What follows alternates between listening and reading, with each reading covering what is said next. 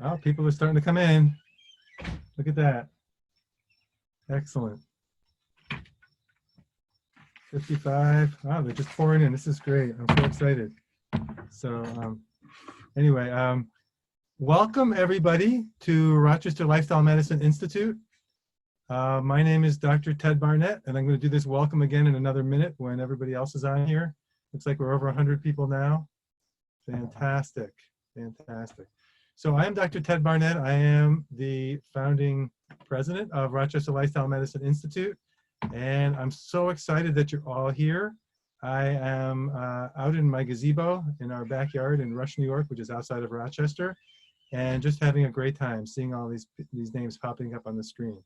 And for those of you who don't know, Rochester Lifestyle Medicine Institute is our nonprofit, and our mission is we're working to help make lifestyle medicine the standard of care for the whole healthcare system.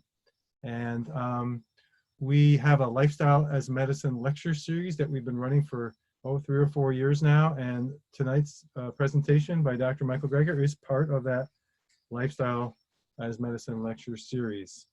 Let's see, what time is it? It's 5:30, perfect, okay.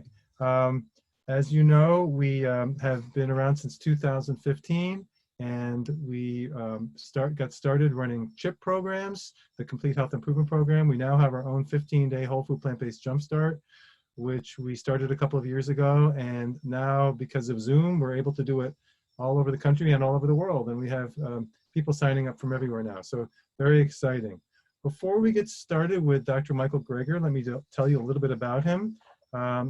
He is a physician and founding member, also a fellow of the American College of Lifestyle Medicine, and a New York Times bestselling author, also internationally recognized speaker on nutrition. He has videos on more than 2,000 health topics freely available at nutritionfacts.org, so we encourage you to take a look there. It's a wonderful website. I consider Dr. Greger to be the greatest synthesizer of medical information alive today on the planet. He has lectured at the Conference on World Affairs, has testified before Congress, was invited as an expert witness in the defense of Oprah Winfrey in the infamous meat defamation trial. He's also a graduate of Cornell University School of Agriculture and my alma mater, Tufts University School of Medicine. So Dr. Greger has 3 books. His most, the first one that's in this series, How Not to Die, has been around for a couple of years, and he just came out with the How Not to Die cookbook and How Not to Diet, which is what we'll be hearing about tonight. And his latest book, How to Survive a Pandemic, was just released in May. All the proceeds that he receives from the sales of his books go to charity. It's of interesting note, Dr. Greger and I both became vegan at the same time in 1991. Because we read the work of Dr. Dean Ornish, who demonstrated that you could reverse heart disease with lifestyle changes alone. So before we get started with Dr. Greger's presentation, we'd like to show you a special classic cartoon video. So a word to our engineer, let's let it roll.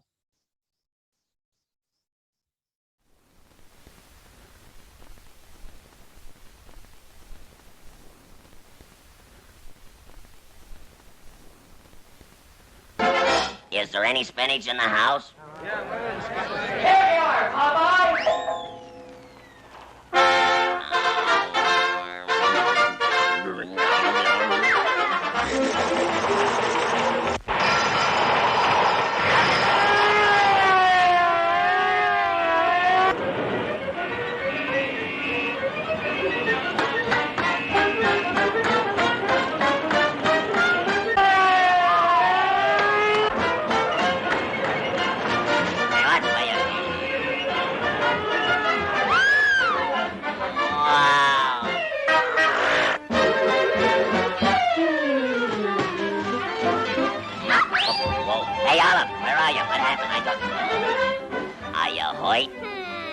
Let's do it again. My heart's palpitating whenever I'm sitting with Popeye the Sailor Man.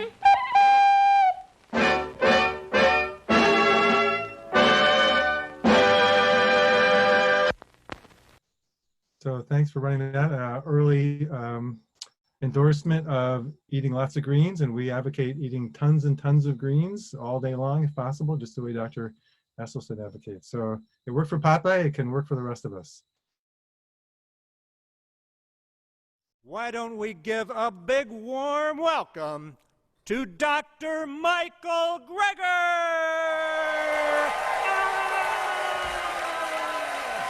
There you go.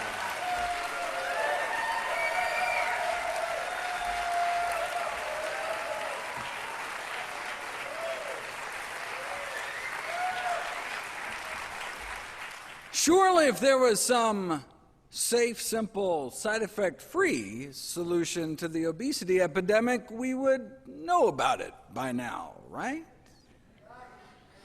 I'm not so sure. It may take up to 17 years before research findings make it into day-to-day clinical practice. To take one example that was particularly poignant for my family, heart disease.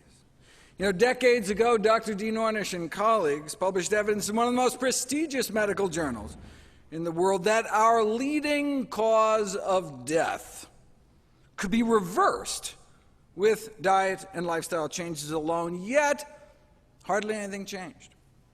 Even now, hundreds of thousands of Americans continue to needlessly die from what we learned decades ago was a reversible disease. In fact, I'd seen it with my own eyes. My grandmother was cured of her end-stage heart disease by one of Dean's predecessors, Nathan Pritikin, using similar methods. So if effectively the cure to our number one killer of men and women could get lost down some rabbit hole and ignored, what else might there be in the medical literature that could help my patients, but just didn't have a corporate budget driving its promotion? Well, I made it my life's mission to find out. That's why I became a doctor in the first place and why I started my nonprofit site, nutritionfacts.org. Everything on the website is free. There are no ads, no corporate sponsorships, strictly non-commercial, not selling anything, just put it up as a public service, as a labor of love, as a tribute to my grandmother.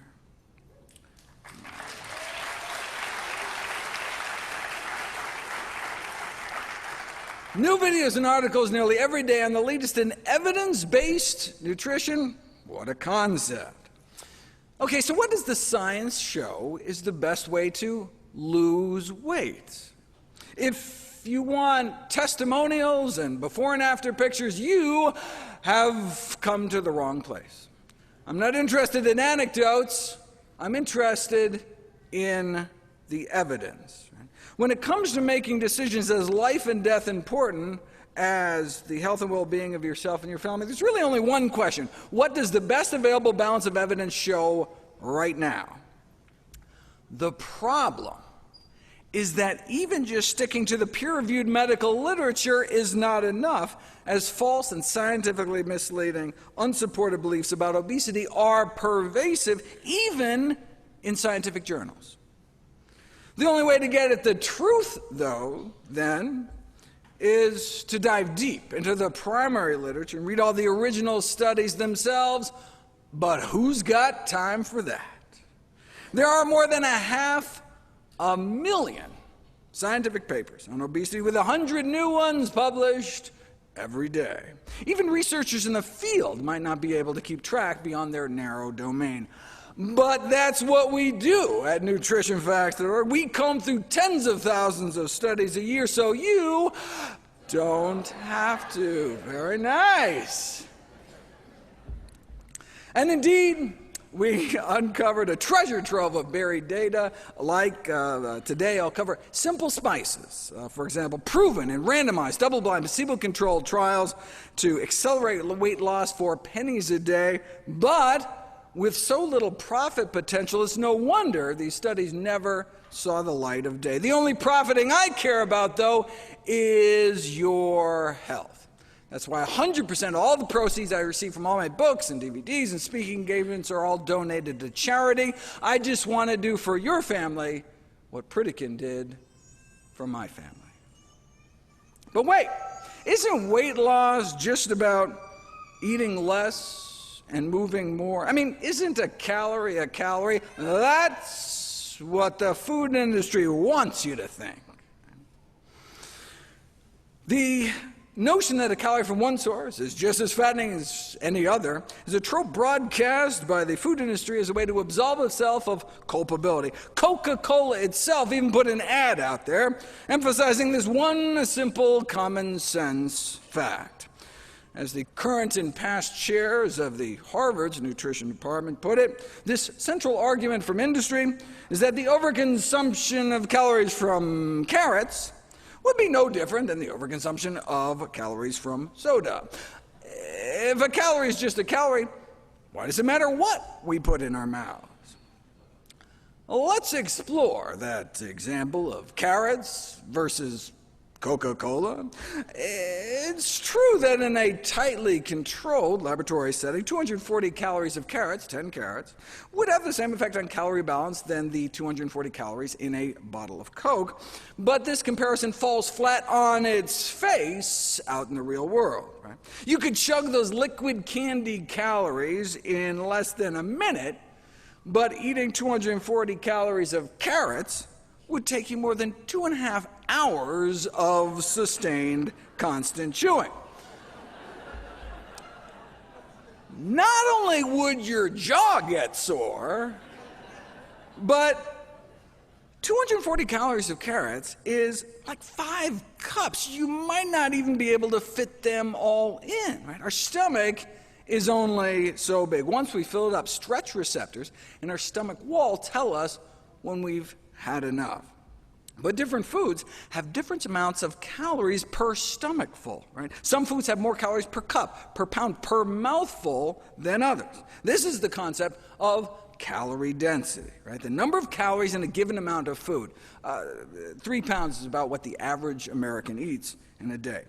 As you can see, for example, oil is a high calorie density, meaning a high calorie concentration, lots of calories, kind of packed into a small space. So drizzling just a tablespoon of oil onto a dish adds over 100 calories. For those same calories, you could have instead eaten about 2 cups of blackberries, for example, a food with a low calorie density. So these 2 meals have the same number of calories. You could swig down that spoonful of oil, not even feel anything in your stomach, but eating a couple cups of berries could start to fill you up. Right? That's why, yes, biochemically, a calorie is a calorie, but eating the same amount of calories in different foods can have different effects. The average human stomach can expand to fit about 4 cups of food. So a single stomach full of strawberry ice cream, for example, could max out our caloric intake for the entire day. For those same 2,000 calories, to get those same 2,000 calories from strawberries themselves, you'd have to eat 44 cups of berries, right? That's 11 stomachfuls. I mean, as delicious as berries are, I don't know if I could fill my stomach to bursting 11 times a day, right? So some foods are just impossible to overeat. They're so low in calorie density, right? You just physically couldn't eat enough to even maintain your weight. In a lab, a calorie is a calorie, but in life, far from it.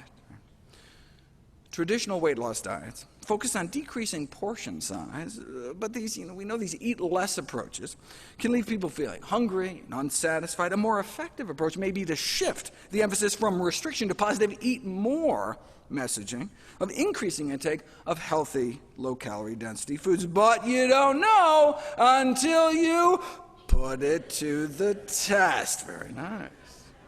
Researchers in Hawaii tried putting people on more of a traditional Hawaiian diet with all the plant foods they could eat. Unlimited quantities of fruits, vegetables, whole grains, beans, and the study subjects lost an average of 17 pounds in just 21 days. Calorie intake dropped by 40%, but not because they were eating less food. They lost 17 pounds in 3 weeks eating more food, in excess of 4 pounds a day. How could that be? Because whole plant foods tend to be so calorically dilute right? You can stuff yourself without getting the same kind of weight gain. They lost 17 pounds in 3 weeks eating more food. That's why in my upcoming new book, How Not to Diet, which I am very excited about, that's why low in calorie density is on my list of the 17 ingredients for an ideal weight loss diet. As noted before, Americans appear to average about 3 pounds of food a day. So if you stuck with mostly these foods, right, you can see how you can eat more food and still shed pounds. Right? A landmark study set to be published next month found that even when presented with the same number of calories and the same salt, sugar, fat, fiber, and protein, processed foods led to weight gain, 2 pounds gained over 2 weeks, and unprocessed foods led to weight loss, 2 pounds down in the same 2 weeks. Here's one of their processed food meals, which is probably healthier, actually, than what most people eat. Non-fat Greek yogurt, baked potato chips, sugar-free diet lemonade with a turkey sandwich has the same number of calories as this, with the unprocessed meal food folks were eating, a kind of a Southwest entree salad, black beans, avocados, nuts. See, that's the calorie density effect. Same calories, but there's just more food. No wonder it satisfied their hunger, and they ended up 4 pounds lighter in 2 weeks eating more food. So how can you decrease the calorie density of your diet? Well, just a quick peek at the two extremes should suggest 2 methods. Abandon added fats and add abandoned vegetables. Method number 1, covertly put people on a relatively low-fat diet. They tend to lose body fat every day, even though they can eat as much as they want. But if you instead give those same people the same meals, but this time sneak in enough extra fats and oils to change it to a high-fat diet, they gain body fat every day. In fact, in a famous prison experiment in Vermont, lean inmates were overfed up to 10,000 calories a day to try to experimentally make them fat. This turned out to be surprisingly difficult. Most started dreading breakfast and involuntarily threw it up. The researchers learned how difficult it was to have people gain weight on purpose unless you feed them lots of fat.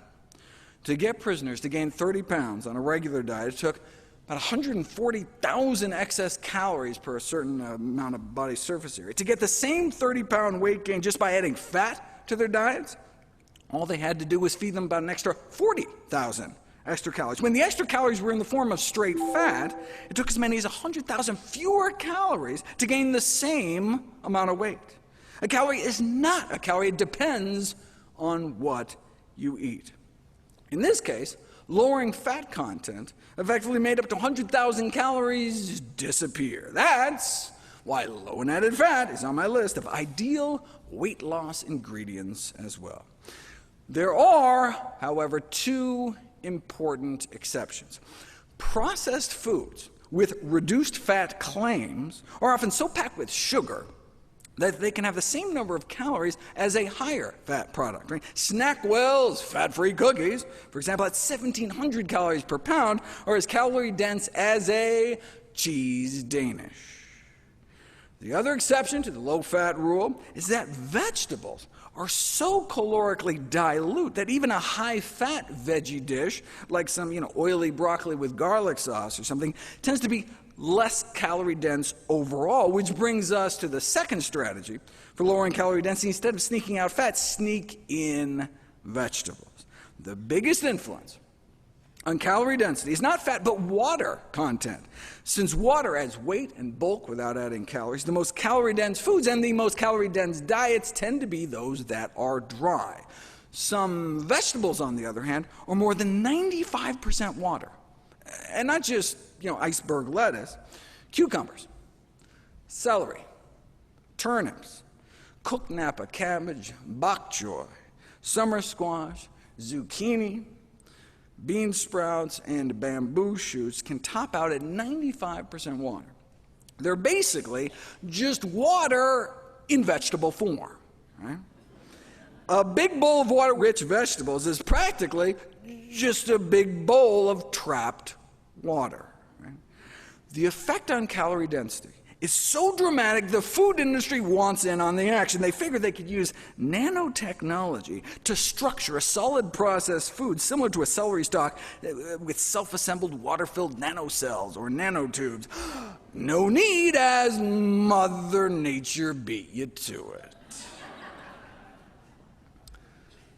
When dozens of foods, common foods, pitted head-to-head for their ability to satiate appetites for hours, the characteristic most predictive was not how little fat or how much protein it had, but how much water it had. That was the number one predictor of how filling a food is. That's why high in water-rich foods is on my list too.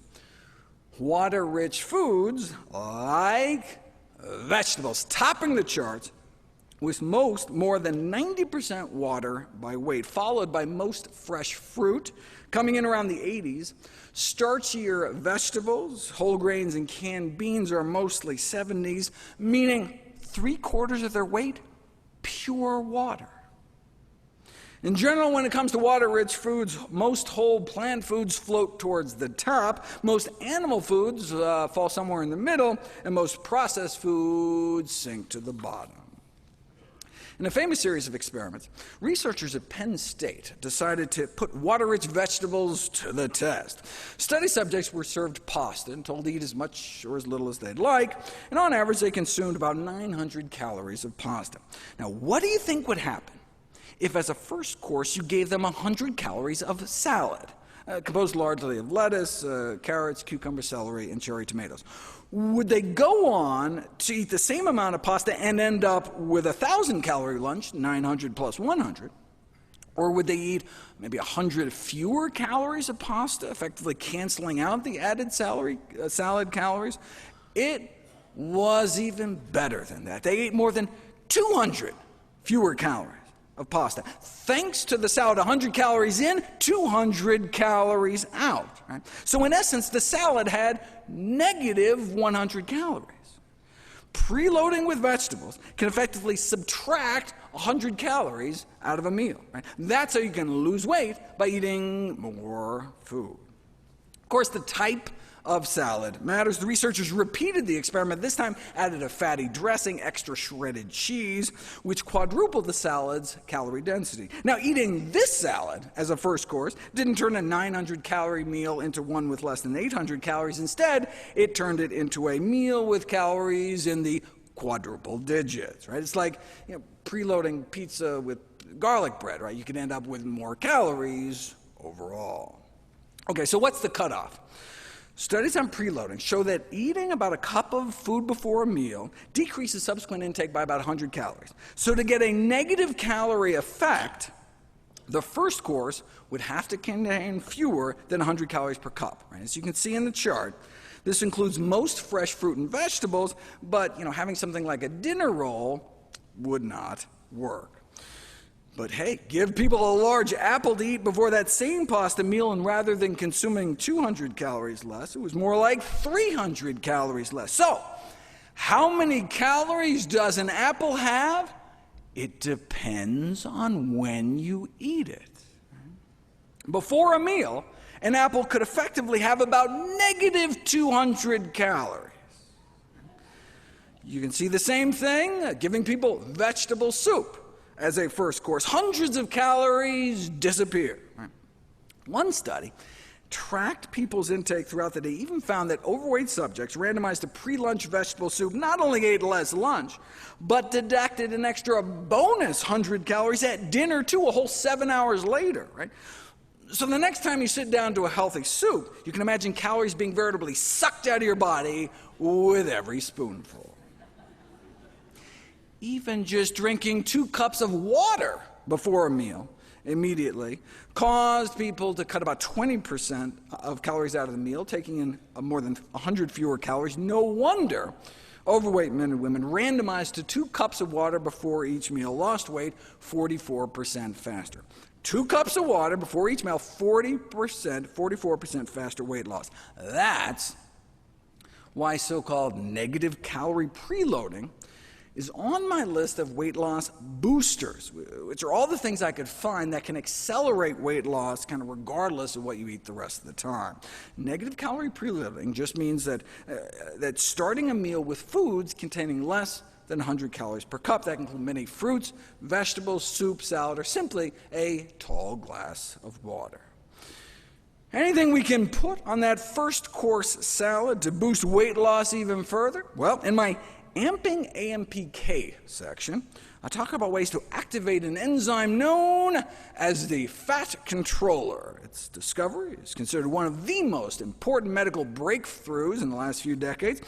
You can activate this enzyme through exercise, fasting, and nicotine, but is there any way to boost it for weight loss without sweat, hunger, or the whole dying a horrible death from lung cancer kind of thing? Well, Big Pharma is all over it. After all, obese individuals may be unwilling to perform even a minimum of physical activity, wrote a group of pharmacologists, thus indicating that drugs mimicking endurance exercise are highly desirable.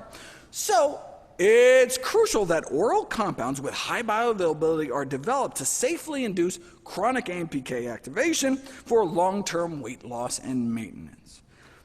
But there's no need to develop such a compound since you can already buy it at any grocery store. It's called vinegar. When vinegar, acetic acid, is absorbed and metabolized, you get a natural AMPK boost. Enough of a boost to lose weight at a typical dose you might use dressing a salad? Well, I mean, vinegar has evidently been used to treat obesity for centuries, but only recently has it been put to the test. A randomized, double-blind, placebo-controlled trial on the effects of vinegar intake on the reduction of body fat in overweight men and women. The subjects were randomized to drink a daily beverage containing 1 or 2 tablespoons of apple cider vinegar, or a control drink, a beverage that developed to taste the same as the vinegar drink, but prepared with a different kind of acid, so it didn't have any actual vinegar in it. 3 months in, the fake vinegar group actually gained weight, as overweight people tend to do, whereas the genuine vinegar groups significantly lost body fat, as determined by CT scan. A little vinegar every day led to pounds of weight loss achieved for just pennies a day without removing anything from their diet. That's why one of my 21 tweaks to accelerate weight loss is 2 teaspoons of vinegar with each meal, either sprinkled on your salad or even just added to tea with some lemon juice or something. The beauty of the vinegar studies is that they're not just randomized controlled trials, but placebo-controlled trials. I mean, some studies aren't controlled at all.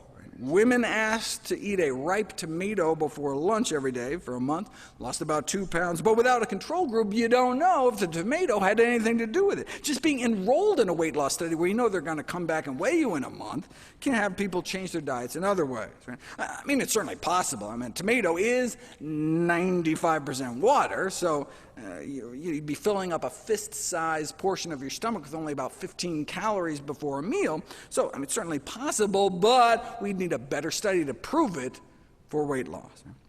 Stronger studies have control groups, at least. For example, randomize people to a weight loss diet with or without 1 to 2 cups of low-sodium vegetable juice, and those drinking the vegetable juice lose significantly more weight. Or split people into 2 groups and give half about 2 tablespoons of goji berries a day, and 45 days later the goji group appeared to cut 2.5 inches off their waistline compared to no change in the control group. But anytime you have one group do something special, you don't know how much of the benefit is due to the placebo effect. In drug trials, it's easy, right? You give people half the people the actual medication, the other half a placebo, identical-looking sugar pill placebo. Both groups are then doing the same thing, taking an identical-looking pill. So if you see any difference in outcomes, all right, well then we can suspect it's due to the actual drug, right? But what would placebo broccoli look like, right? That's the problem. You can't stuff cabbage into a capsule, but there are some foods so potent that you could actually fit them into a pill to pit them against placebos spices. Want to know if garlic can cause weight loss? Give people some garlic powder compressed into tablets versus placebo pills. And garlic worked, resulting in both a drop in weight and waistlines within 6 weeks. They used about a half teaspoon of garlic powder a day, which would cost less than 4 cents. 4 cents too steep. How about 2 cents a day? A quarter teaspoon of garlic powder a day. About 100 overweight men and women randomized a quarter teaspoon worth of garlic powder a day or placebo, and those unknowingly taking that 2 cents worth of garlic powder a day lost about 6 pounds of straight body fat over the next 15 weeks. Now, if you can splurge up to 3 cents a day, there's black cumin. A meta-analysis of randomized controlled trials shows weight loss efficacy, again, with just a quarter teaspoon a day. Not regular cumin. This is a completely different spice known as black cumin. You say, well, what is black cumin? You obviously haven't been reading your Bibles. Described as a miracle herb, besides the weight loss, there are randomized controlled trials showing daily black cumin consumption significantly improves cholesterol and triglycerides, significantly improves blood pressure and blood sugar control. But I use it just because it tastes good. I just put black cumin seeds in a pepper grinder and grind it like pepper. With more than 1,000 papers published in the medical literature on black cumin, some reporting extraordinary results like dropping cholesterol levels as much as a statin drug. Why don't we hear more about it? Why weren't we taught about it in medical school? Right? Presumably because there's no profit motive, right? Black cumin is just a common natural spice, right? You're not going to thrill your stockholders selling something that you can't patent that costs 3 cents a day. Or you can use regular cumin, the second most common popular spice on earth. Those randomized a half of a teaspoon at both lunch and dinner over 3 months, lost 4 more pounds and an extra inch off their waist, found comparable to the obesity drug known as Orlastat. That's the anal leakage drug you may have heard about. Though the drug company evidently prefers the term fecal spotting to describe the rectal discharge it causes. The drug company's website offered some helpful tips, though. It's probably a smart idea to wear dark pants and bring a change of clothes with you to work. You know, just in case a drug causes you to crap your pants at work. I think I'll stick with the cumin. Cayenne pepper can counteract the metabolic slowing that accompanies weight loss and accelerate fat burning as a bonus. Ginger powder, over a dozen randomized controlled trials starting at just a quarter teaspoon of ground ginger a day, showing significantly decreased body weight at just pennies a day, proven in placebo-controlled trials to work, but you probably never heard about any of this because they can't make enough profit. Don't get me started. Let me go back to the Coke versus carrots example. A calorie is not a calorie because drinking this is not the same as eating this. But even if you consume the same number of calories, chewed for hours to pack in all those carrots, a calorie may still not be a calorie because it's not what you eat, it's what you absorb. And as anyone who's ever eaten corn can tell you, some bits of vegetable matter can pass right through you. A calorie may still be a calorie circling your toilet bowl, but flush calories aren't going to make it onto your hips. Right? That's where fiber comes in. If you bump people's fiber intake up, even to just the recommended minimum daily intake, they start losing weight because they experience about a 10% drop in daily caloric intake. Why should more fiber mean fewer calories? Well, of course, first it adds bulk without adding calories. Cold-pressed apple juice, for example, is basically just apples minus fiber, and you could chug that, chug a bottle of juice in a couple of seconds. But, to get the same number of calories, you would have to eat about 5 cups of apple slices, and that's the difference fiber can make. But it's not just a calorie density thing. Imagine what happens next, right? The apple juice would get rapidly absorbed as soon as it's spilled out of your stomach into your gut, right? Spike your blood sugars, whereas the sugar trapped in the mass of chewed apple slices would be absorbed more slowly along the length of your intestines, right? Nutrients can only be absorbed when they physically come in contact with the side of your intestine, with your gut wall, right? Now, fiber never gets absorbed, right? So it can act as a carrier to dilute or even eliminate calories out the other end. And fiber doesn't just trap sugars, it acts as a fat and starch blocker too.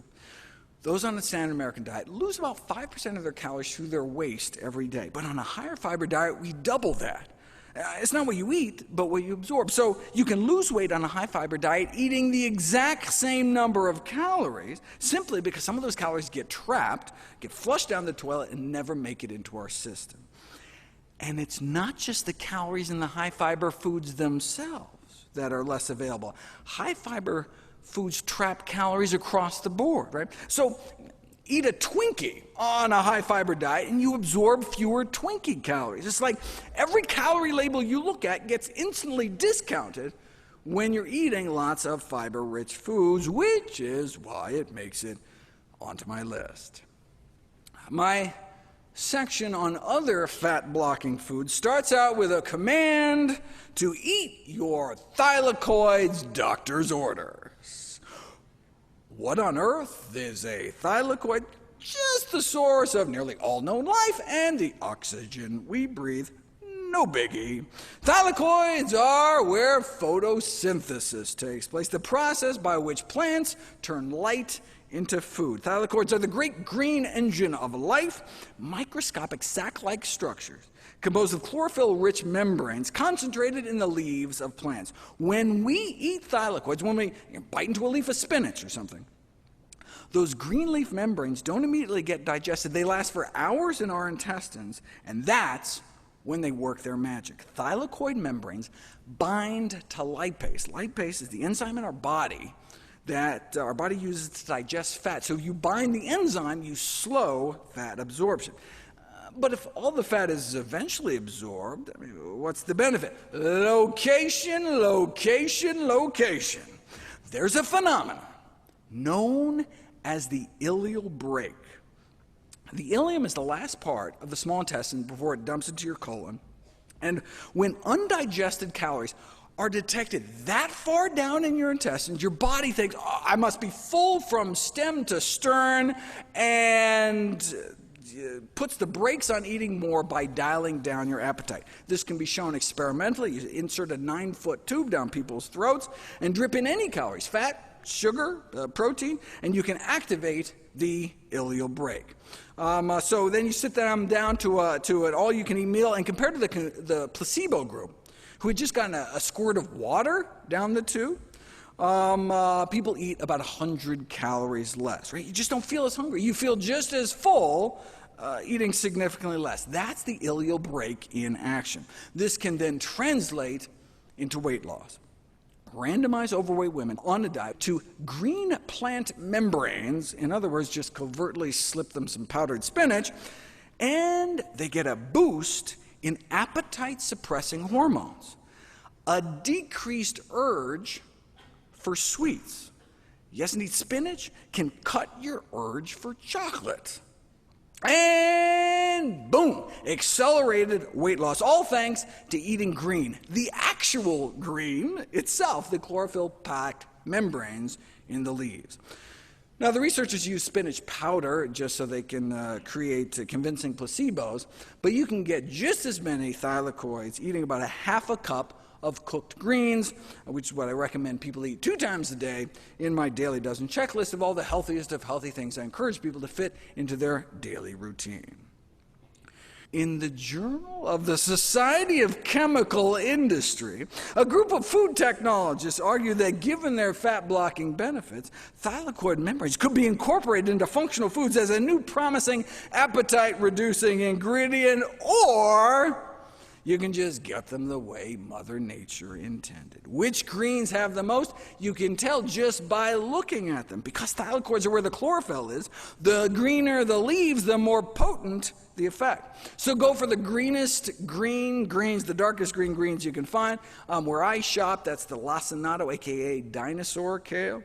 Now, if you overcook greens too long, right, you know how they turn that drab olive brown? That's the thylakoids physically degrading. But blanched for 15 seconds or so in steaming or boiling water, you know how greens can get even brighter green? That actually translates into a boost in the fat-blocking ability. So you can gauge thylakoid activity in the grocery store, in your kitchen, with your own two eyes by going for the green. Though thylakoids eventually get broken down, fiber makes it all the way down to our colon. While it's technically true that we can't digest fiber, that's only applicable to the part of us that's actually human. Most of the cells in our body are bacteria, or gut flora, which weigh as much as one of our kidneys, as metabolically active as our liver, has been called our forgotten organ. And it's an organ that runs on MAC, microbiota accessible carbohydrates. So when you see me write, eat lots of Big Macs, I don't want anyone to get the wrong idea. MAC is just another name for prebiotics, right? What our good gut flora eat. In other words, fiber. There's that fiber again. What do our good bacteria do with the fiber? We feed them, and they feed us right back. They make short-chain fatty acids that get absorbed from the colon into our bloodstream, circulate through our body, and even make it up into our brain. Right? It's like the way our gut flora communicates with us, dialing down our appetite, all the while increasing the rate at which we burn fat and boosting our metabolism at the same time, all thanks to fiber. Check this out. Put people on a brain scanner, show them a high-calorie food like a donut, and the reward centers in their brains instantly light up. But if you repeat the experiment, but this time secretly deliver fiber-derived short-chain fatty acids directly into their colon, you get a blunted reward center response. And subjects report that high-calorie foods just seem less appetizing, and subsequently ate less of an all-you-can-eat meal. Right? But fiber supplements like Metamucil don't work, which makes sense because they're non-fermentable, meaning our gut bacteria can't eat them. So yeah, they can improve bowel regularity, but can't be used by our good bacteria to make those compounds that can block our cravings. For that, we have to actually eat real food. Our good gut bugs are trying to help us, right? But when we eat a diet deficient in fiber, we are in effect starving our microbial self. Less than 5% of Americans reach even the recommended minimum daily adequate intake of fiber. No surprise, since the number one sources are beans and whole grains. And 96% of Americans don't even reach the recommended minimum intake of legumes, which are beans, split peas, chickpeas, and lentils, and 99% don't reach the recommended minimum for whole grains. Most people don't even know what fiber is. More than half of Americans surveyed think that steak is a significant source of fiber. However, by definition, fiber is only found in plants. There's zero fiber in meat, eggs, or dairy, and typically little or no fiber in processed junk, and therein lies the problem. But, wouldn't at least the protein in that steak fill you up? Surprisingly, even a review supported by the meat, dairy, and egg industries acknowledged that protein intake does not actually translate into eating less later on, whereas you eat a fiber-rich whole grain for supper, and it can cut your calorie intake more than 12 hours later at lunch the next day. You feel full 100 calories quicker the following day because by then, your good gut bugs are feasting on the same bounty and dialing down your appetite. Today, Even our meat could be considered junk food. For more than a century, one of the great goals of animal agriculture has been to increase the carcass fat content of farm animals. Take chicken, for example. 100 years ago, the USDA determined chicken was about 23% protein by weight and less than 2% fat. Today, chickens have been genetically manipulated through selective breeding to have about 10 times more fat. Chicken Little has become Chicken Big, and maybe making us bigger too. Meat consumption in general is associated with weight gain, but poultry appeared to be the worst. Even just an ounce a day, which is like a single chicken nugget, or like one chicken breast every 10 days, was associated with weight gain compared to eating no chicken at all. It's funny, when the meat industry funds obesity studies on chicken, they choose for their head-to-head comparison foods like cookies and sugar-coated chocolates. This is a classic drug industry trick to try to make your product look better by comparing it to something worse. Apparently, just regular chocolate wasn't enough to make chicken look better. But what happens when chicken is pitted against a real control, like chicken without the actual chicken? Chickens out. Both soy-based proteins and corn, which is a plant-based meat made from the mushroom kingdom, were found to have stronger satiating qualities than chicken. Feed people a chicken and rice lunch, and 4.5 hours later they'd eat 18% more of a dinner buffet than had they instead been given a chicken-free chicken and rice lunch. These findings are consistent with childhood obesity research that found that meat consumption seemed to double the odds of school children becoming overweight compared to the consumption of plant-based meat products. Whole food sources of plant protein, such as beans, did even better, though, associated with cutting in half the odds of becoming overweight.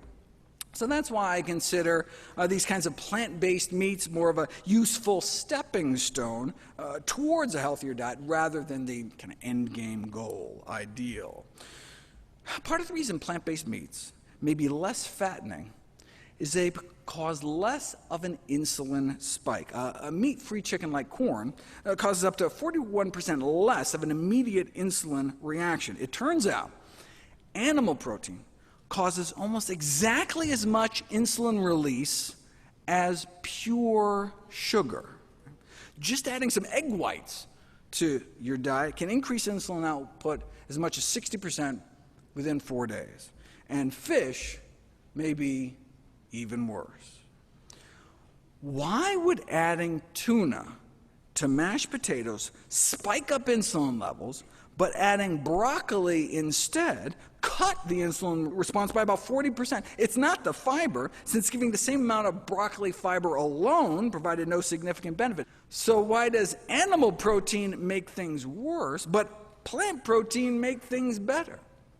Plant proteins tend to be lower in the branched chain amino acids, which are associated with insulin resistance, the cause of type 2 diabetes. You can show this experimentally. Give some vegans branched chain amino acids, you can make them as insulin resistant as omnivores, or take some omnivores and put them even through a 48-hour vegan diet challenge, and within 2 days you can see the opposite, significant improvements in metabolic health. Why? Because decreased consumption of branched chain amino acids improves metabolic health. Check this out. Those randomized to restrict their protein intake were averaging literally hundreds more calories a day, so they should have become fatter, right? But no, they actually lost more body fat. Restricting their protein enabled them to eat more calories, while at the same time they lost more weight, more calories, yet a loss in body fat. And this magic protein restriction, they were just having people eat the recommended amount of protein. So maybe they should have just called this group the normal protein group, or the recommended protein group, and the group that was eating more typical American protein levels and suffering because of it, the excess protein group.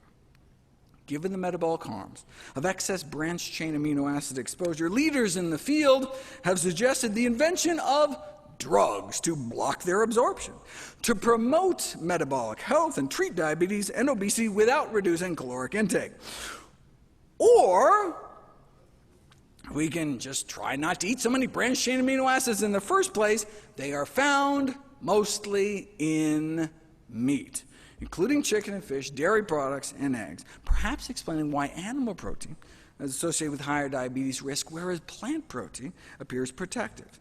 So defining the appropriate upper limits of animal protein intake may offer a great chance for the prevention of type 2 diabetes and obesity, but it need not be all or nothing. Even an intermittent vegan diet has been shown to be beneficial.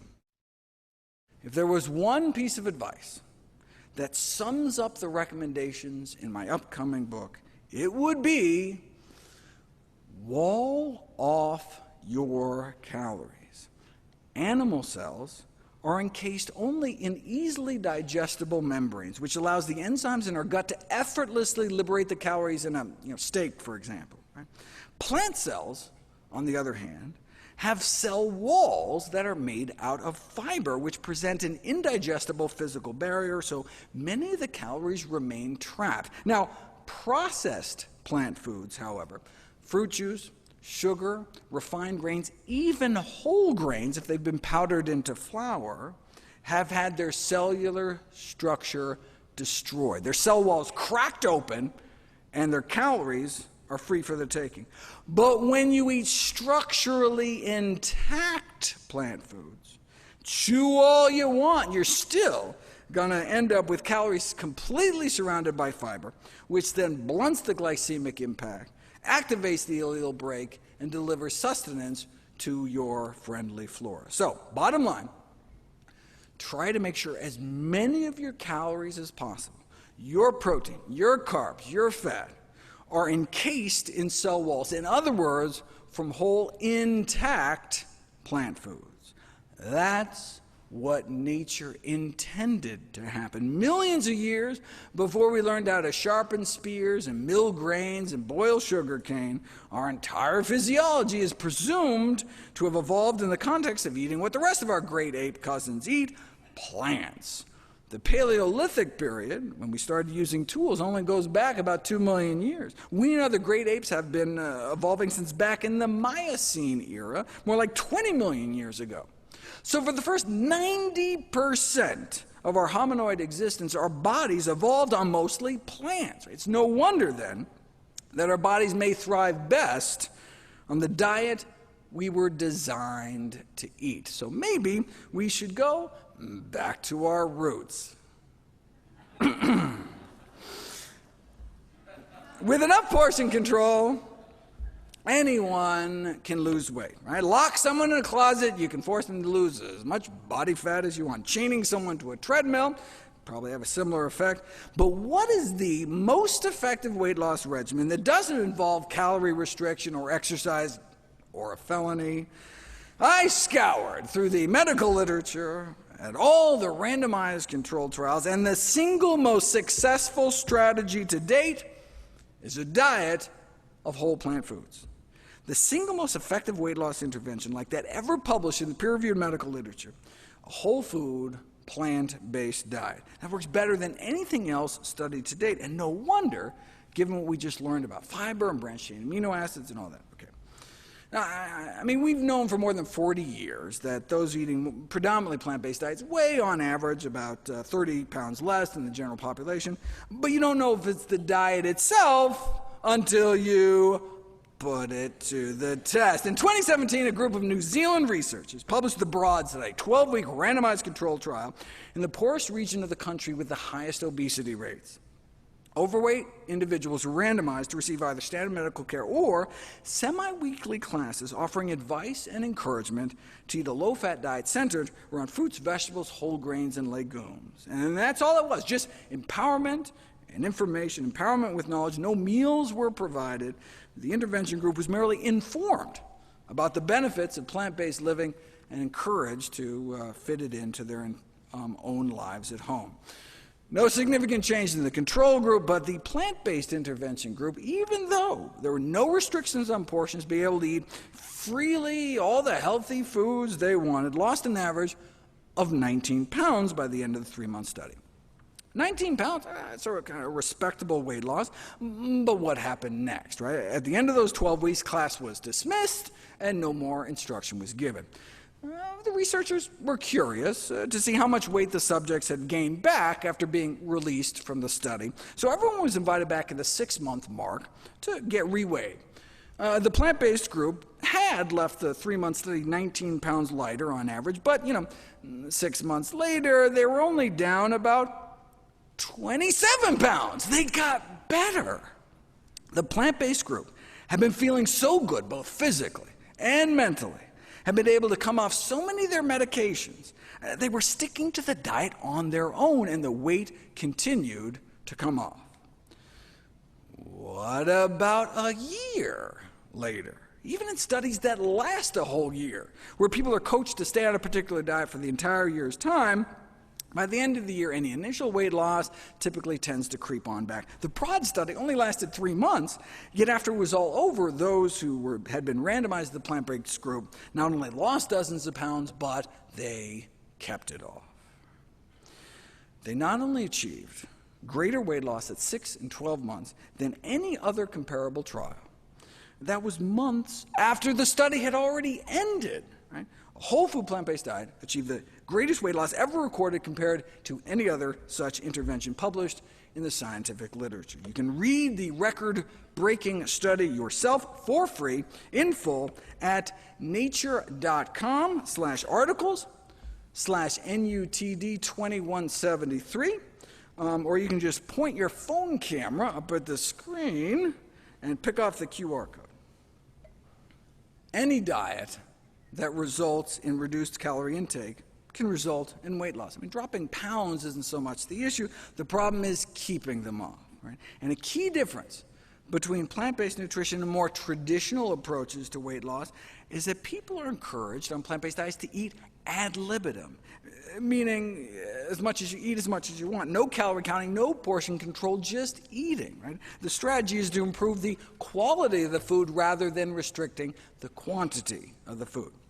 You put people on a diet packed with fruits, vegetables, whole grains, and beans that allow them to eat as much as they want, they end up eating about 50% fewer calories than they might have otherwise, just as full on half the calories. Wait, how can you keep people satisfied cutting more than 1,000 calories from their daily diet? By eating more high-bulk, low-calorie density foods, vegetables, fruits, whole grains, beans, and fewer calorie-dense foods like meats, cheeses, sugars, and fats. Right? But it may not just be the calories in side of the equation. Those eating more plant-based appear to effectively be burning more calories in their sleep. The resting metabolic rate of those eating more plant-based may be 10% higher or more, a boosted metabolism that can translate into burning off hundreds of extra calories a day more without doing a thing. Eating more plant-based, you burn more calories just existing. So no wonder why those who eat more plant-based tend to be slimmer. Start packing your diet with real foods that grow out of the ground, and the pounds should come off naturally, taking you down towards your ideal weight. Okay, so that's what I spent the first half of the book doing, laying out the optimum weight loss diet. Plant yourself. Then I spend the second half of the book on all the tools I unearthed to drive further weight loss for any stubborn pounds that remain. We already learned that a calorie is not necessarily a calorie. 100 calories of chickpeas, right, has a different impact than 100 calories of chicken or chiclets based on factors like absorption and appetite.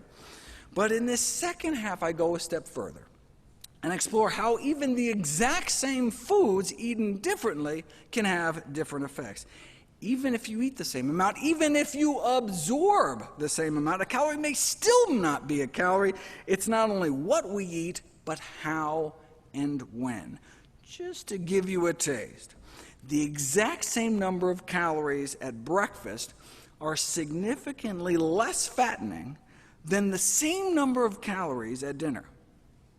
What? I mean, that's just mind-blowing, right? Same calories, different weight loss. A diet with a bigger breakfast causes more weight loss than the same diet with a bigger dinner. So my recommendation to stop eating after 7 p.m. is not just because, I'm afraid people are mindlessly snacking on the couch or something. The same snack at night is literally more fattening than eating the exact same snack during the daytime. All thanks to our circadian rhythms, our chronobiology, something I spend a whole chapter about. Some of the sleep data is really crazy too. Overweight adults were randomized to 8 weeks of either a calorie-restricted diet or the same diet combined with 5 days a week of just 1 less hour of sleep a night. Now, they ended up sleeping an hour later on the weekend, so overall just cut 3 hours of sleep out of their week. Now, surely, 3 hours a week of sleep difference is not going to change how much weight they lost, right? And on the scale, that was true. But in the normal sleep group, 80% of the weight loss was fat, whereas in the group missing just a few hours of sleep, it was the opposite, with 80% of the loss being lean body mass, right? So, you snooze, you lose fat. Right? A few hours of missed sleep seemed to totally flip fat loss on its head, but just looking at the scale, you wouldn't know it. It's like when people fast. Stopping eating completely for a week or two can cause more weight loss than just restricting your calories, duh, right? But paradoxically, it may actually lead to less loss of body fat. Wait, how can eating fewer calories lead to less fat loss? Because during fasting, your body starts cannibalizing itself and burning your own protein for fuel. The scale made it look as though they were doing better when they were fasting, but the reality is they were doing worse. They would have lost more body fat if they had kept eating. They would have lost more body fat eating more calories. Right? Short-term fasting can interfere with body fat loss, not accelerate it, and you see the same thing with the keto diet. Body fat loss actually slows down when you switch to a ketogenic diet. Just looking at the bathroom scale, though, the keto diet seems like a smashing success, losing less than 1 pound a week on a regular diet to, boom, 3.5 pounds in 7 days after switching to keto. But what was happening inside their bodies told a totally different story. On the ketogenic diet, their rate of body fat loss was slowed by more than half. So most of what they were losing was water, but they were also losing protein. They were also losing lean mass. That may help explain why the leg muscles of CrossFit trainees placed on a ketogenic diet can shrink as much as 8% within 2 months. Of course, even if keto diets work, the point of weight loss is not to fit into a skinnier casket. Right? People whose diets even tend to trend that way appear to significantly shorten their lives. On the other hand, even just drifting in the direction of eating more healthy plant foods is associated with living longer, right?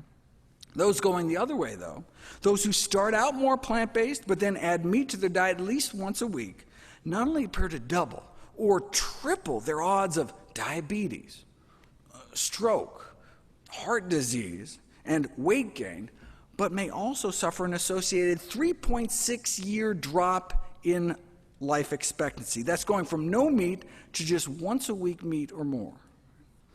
Low-carb diets have been shown to impair artery function and worsen heart disease, whereas whole food plant-based diets have been shown to actually reverse heart disease. That's what Ornish used. Right?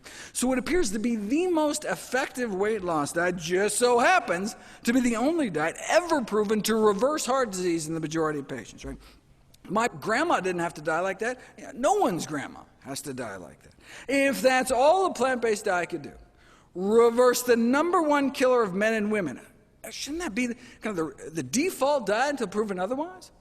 And the fact that it can also be so effective in treating, arresting, or reversing other leading killers like type 2 diabetes and high blood pressure would seem to make the case for plant-based eating simply overwhelming.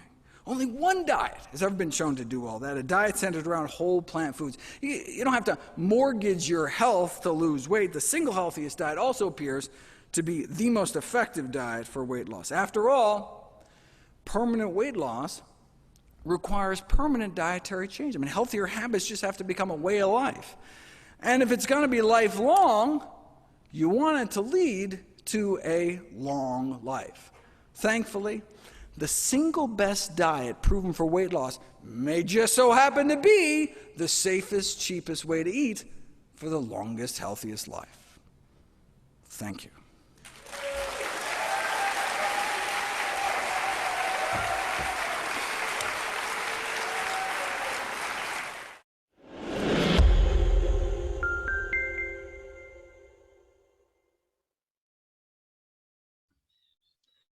So thank you so much, Dr. Greger. That was so enjoyable. I hope you all enjoyed it as much as I did. It was really fun.